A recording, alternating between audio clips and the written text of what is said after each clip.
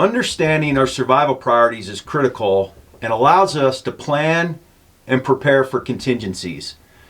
The reality is that we can do everything right and we can still find ourselves in some sticky situations. And the better prepared we are to deal with these situations and the more we've thought through these different scenarios, it allows us to manage what may be a survival situation to some, maybe even life and death, but to those prepared merely becomes a setback and maybe a good story to tell around the campfire.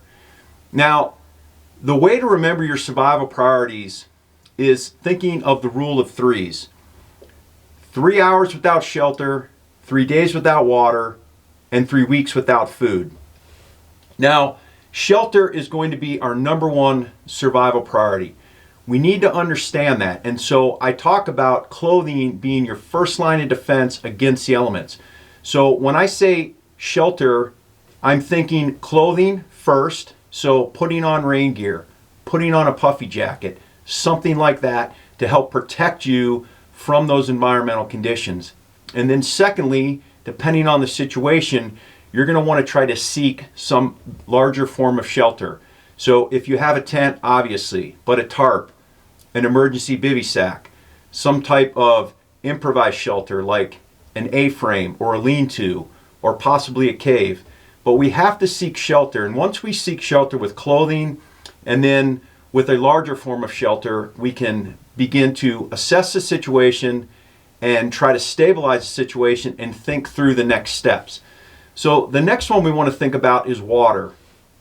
Our bodies require water, and this becomes even vitally more important when we're at altitude, when we're in very arid climates. So generally speaking, we're going to have some water with us. And if we're only going to be there for overnight, something like that, and we can assess how much water we have, that may be enough to get us through.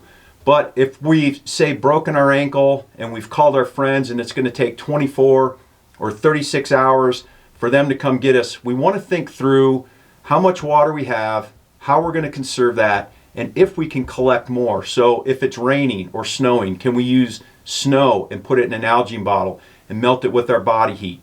Can we catch water running off a tarp or a rock or some type of stream that's nearby that we don't have to travel very far from our shelter?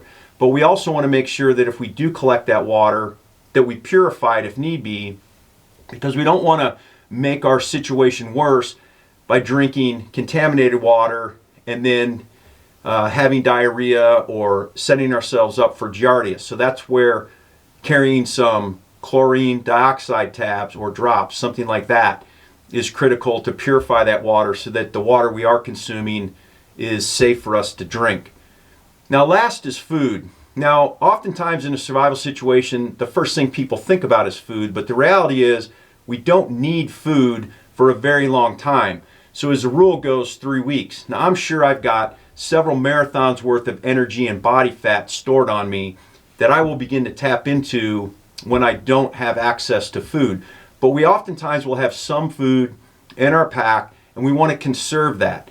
Now, although we may feel uncomfortable, the reality is we don't need food, but we certainly shouldn't pass up easy food sources. So say we're in Alaska and we're caribou hunting.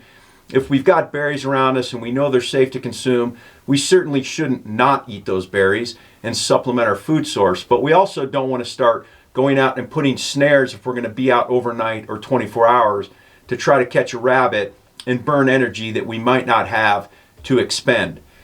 Now, you notice I did not mention fire. Fire is not a survival priority. Now, we should certainly have the capability and the skills to create a fire, but oftentimes in inclement weather, the conditions are such that you're not going to be able to either make a fire, or the fire that you do make is really going to provide more psychological warmth and not any life-giving warmth. And oftentimes, the warmth that you get from a fire is from the physical exertion of gathering wood and blowing on the fire to try to get that combustion and heat into that fire.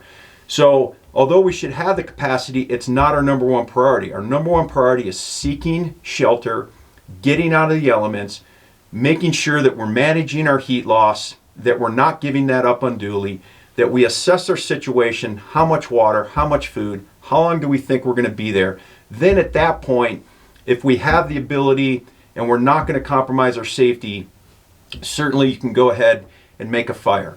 So as you think through these and you train with these and you talk to your partners and you build your survival kit and you build your skill set, think through these survival priorities, because the last thing we want to do is, if we do run into an unforeseen contingency, to then start to think, oh, what do I need to do first? What do I need to do second? The better prepared we are and plan, the better able we are to meet and exceed these demands and endure the elements.